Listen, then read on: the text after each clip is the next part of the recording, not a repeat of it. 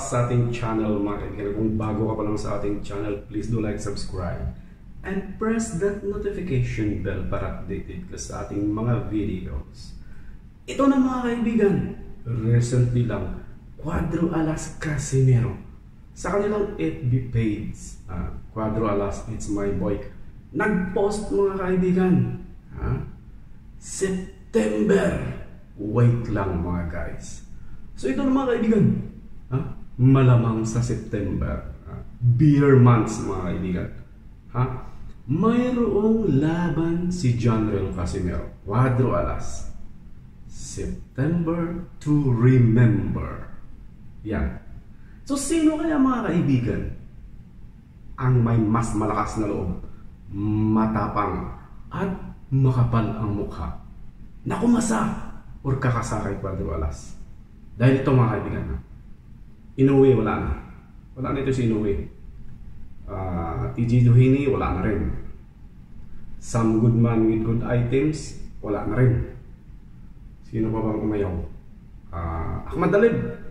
So ito na lang mga kaibigan, ang nag-iisang ito nakakasasa kanya sa September.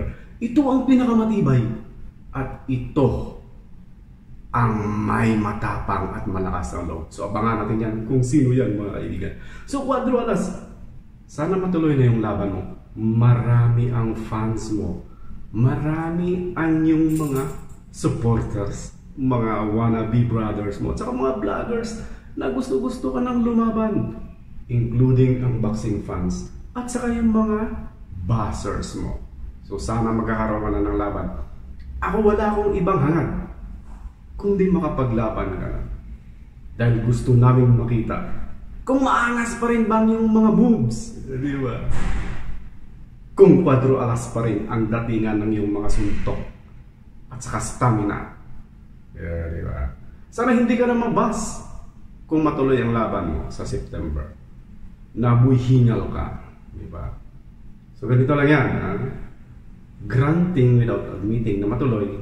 So very good ito mga kaibigan. So Cuadro Alas, hoping na tuloy na yung laban mo, para masaya naman ang mundo ng boxing. At saka sa oras ng laban mo, manahimik ang mundo ng boxing, diba? So yun lang mga kaibigan. Thank you so much and see you on our next video. Bye bye.